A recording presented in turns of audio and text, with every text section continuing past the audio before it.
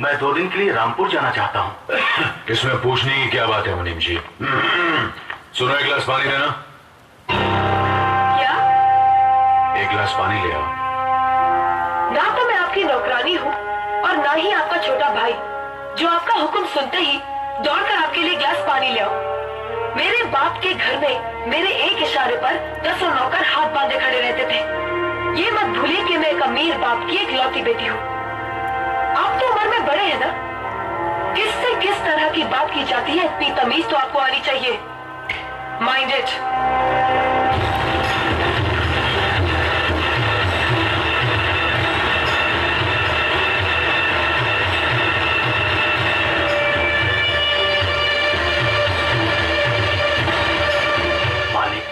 छोटी बहू की बात का बुरा मत मानना, नादान है, बच्ची है। गलती हमारी है मुनीम जी। हमने ऐसी लड़कियों को काम करने को कहा जिससे काम करने की आदत ही नहीं है। बड़े भैया पानी। नकुल, वो ट्रैक्टर रिपेयर करवा लिया ना? जी करवा दिया।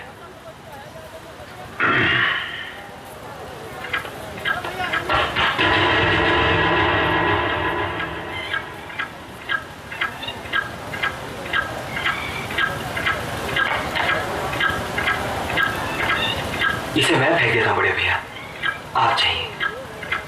मुनीम जी, जो राम प्रसाद की बेटी की शादी के लिए जेवर देने के लिए कहा था, भिजवा दिया? जी हाँ मालिक। शहर में रहकर यही बदतमीजी और ओछी हरकतें सीखी आपने? अपने से बड़ों का लिहाज करना नहीं आता आपको? किससे कह रहे हो तुम? आपसे कह रहा हूं। औरत पैदा हुई है तो औरत की तरह रहना सीखिए। मीना, नकुल, तुम अंदर जाओ।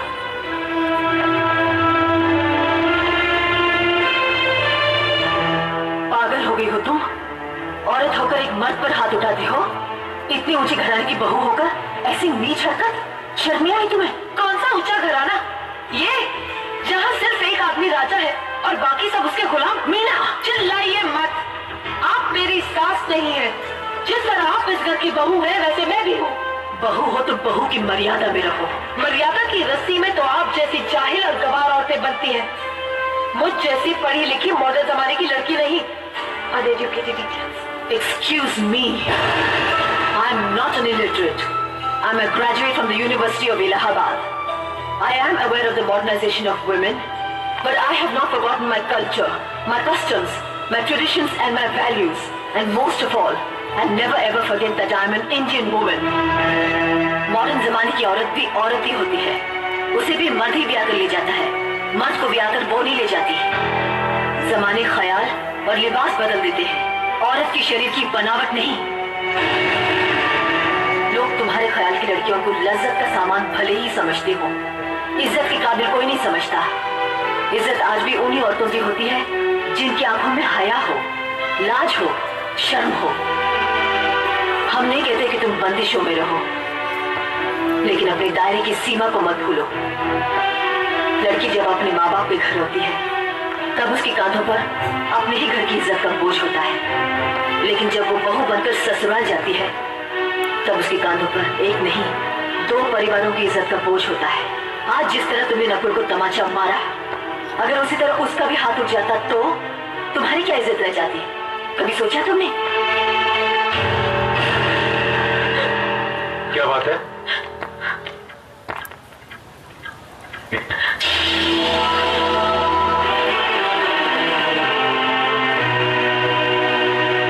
क्या हुआ भाभी?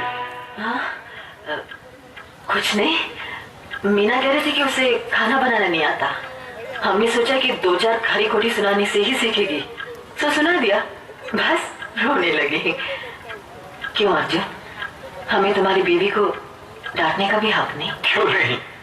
आप हमारी भाभी माँ हैं। आप मार सकती हैं, डांट सकती हैं, कुछ भी कर सकती हैं।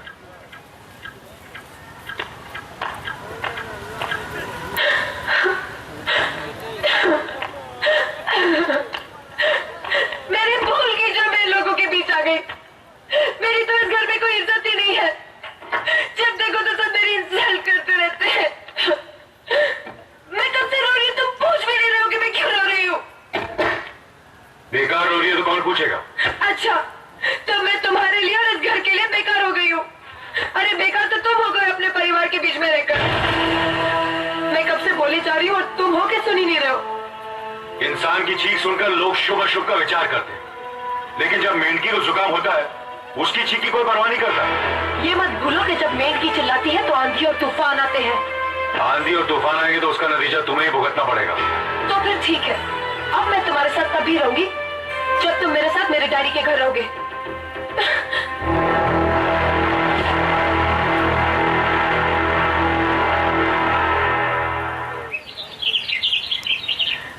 हमारी मीना बहुत प्यारी बच्ची है, लेकिन उसमें अभी भी बचपना है। हमारे तौर तरीकों को नहीं जानती ना, लेकिन आहिस्ता आहिस्ता हम उसे सब सिखा देंगे।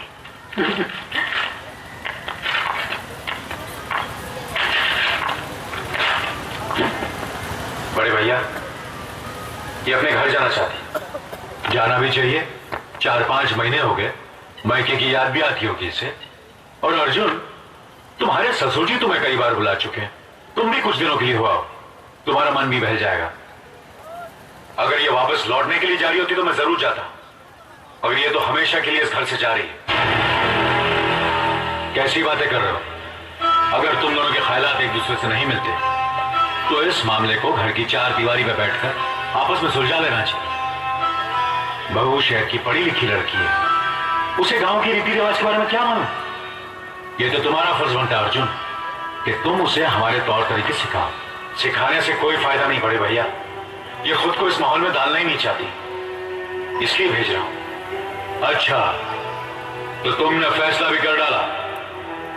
बड़े भैया, बात यह है कि मैंने मीना को, तुम बहुत समझदार भी हो गए हो ना, तो फिर तुम्हें इतना तो समझ लेना चाहिए, अगर बहू अपने आप को बदल नहीं पा रही है तो तुम बहू के मुताबिक बदल जाओ। आखिर वो तुम्हारी पत्नी है, उसका साथ देना तुम्हारा धर्म है, तुम्हारे भरोसे ही तो उसने अपनी सारी जिंदगी सौंप दी तुम्हें। अर्जुन, मेरे दर पर तुम तड़प उठोगे, तुम्हें तकलीफ होगी तो मैं रो दूंगा, क्योंकि हम दोनों एक ही मां की संतान हैं, खून का रिश्ता है हमारा। मगर पत्नी का नाता उससे कहीं ज्यादा गहरा होता है, क्योंकि वो पराए घर से आकर अपनों से कहीं ज्यादा अपनी हो जाती है और छाई बन जाती है हमारी। पति शरीर है तो पत्नी उसकी आत्मा है।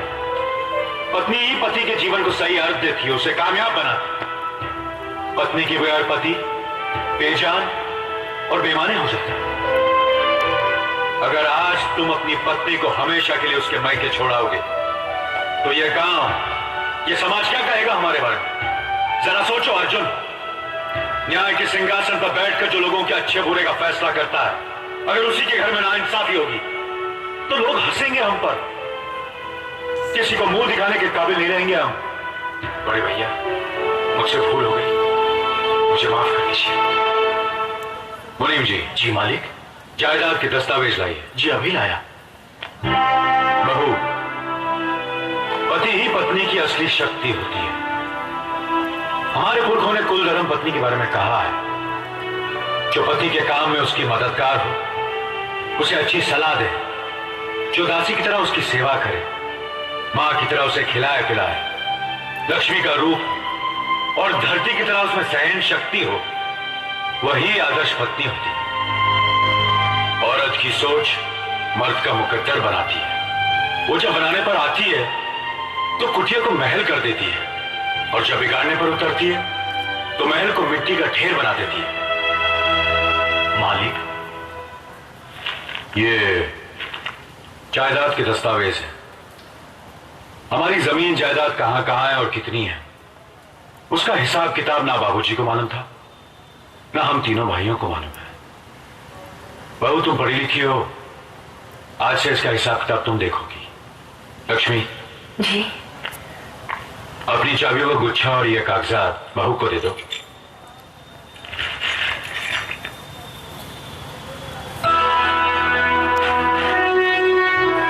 आज से तुम इस घर की मालकिन हो। तुम जहां कहोगी, जिस कागज पर कहोगी, हम तीनों भाई चुपचाप आंख बंद करके दस्तखत कर देंगे। जैसा कहोगी वैसा ही करेंगे। बस एक ही विनती है बहू, हम तीनों भाइयों को अलग करने का ख्याल अपने मन में कभी आने मत देना।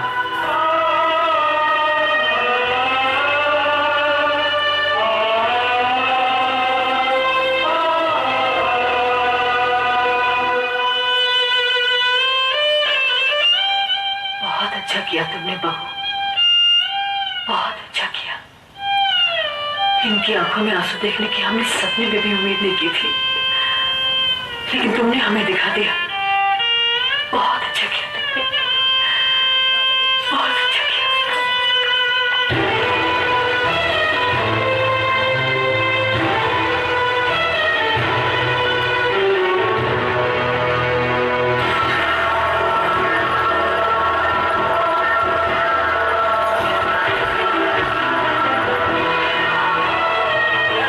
मीना, मीना, क्या हुआ बहू?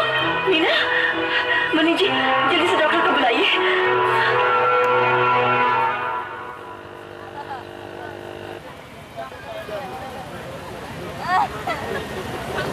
घबराने की कोई बात नहीं, ये माँ बनने वाली है।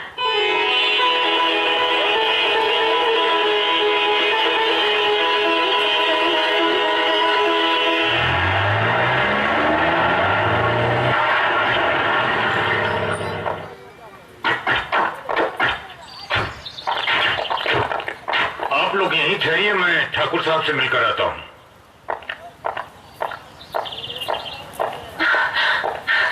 डैडी, डैडी, कैसी हो बेटी? What a pleasant surprise. आने की खबर भी नहीं की।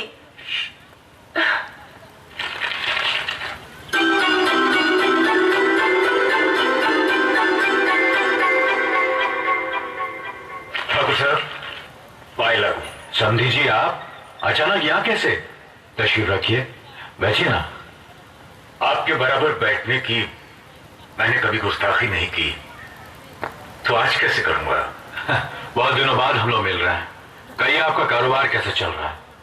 आपकी कृपा और आशीर्वाद से ठीक ही चल रहा है। पास में फैक्ट्री के लिए जमीन देखने आया था, सोचा आपके दर्शन करता चलूं। अब इजाजत दीजिए। इतनी जल्दी कैसे जा सकते हैं आप? भोजन तो करते चाहिए। माफ कीजिए, आप तो जानते ही हैं, बाप बेटी के घर का खाना तो क्या, पानी भी नहीं पी सकता। शहर में रहकर भी अभी भी आप इन बातों को मानते हैं? शहर में रहूं या गांव में, मैं अपनी परंपरा और संस्कार कैसे भूल सकता हूं? आखिर मैंने इसी मिट्टी में जन्म लिया है। अच्छा, चलता हूं। अजय, कम से कम बेटी से मिलकर उसकी कुशलता तो पूछ लीजिए। ये क्या कह रहे हैं आप? मैं इतना ऊंचा नहीं हूं कि अपनी बेटी की कुशलता पूछकर आपका अपमान करूं। ठाकुर साहब, ये तो मेरी बेटी का सौभाग्य है कि वो इस मंदिर जैसे पवित्र घर में बहू बनकर आई, और फिर आपकी छत्र छाया में तो वो कुशल हो गई ही। राम राम। राम राम। बेटे, जिस तरह तुम मैके में चहकाती रही हो ना, वैसे ही अपनी ससुराल को भी महकाती रहना।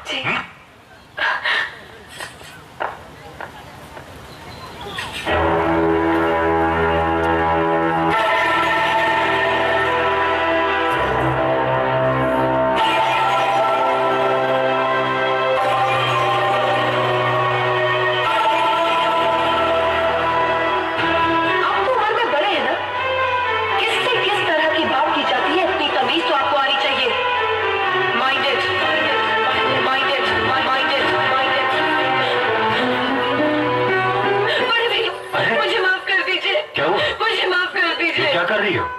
अपने पापों का प्रायश्चित कर रही हूँ।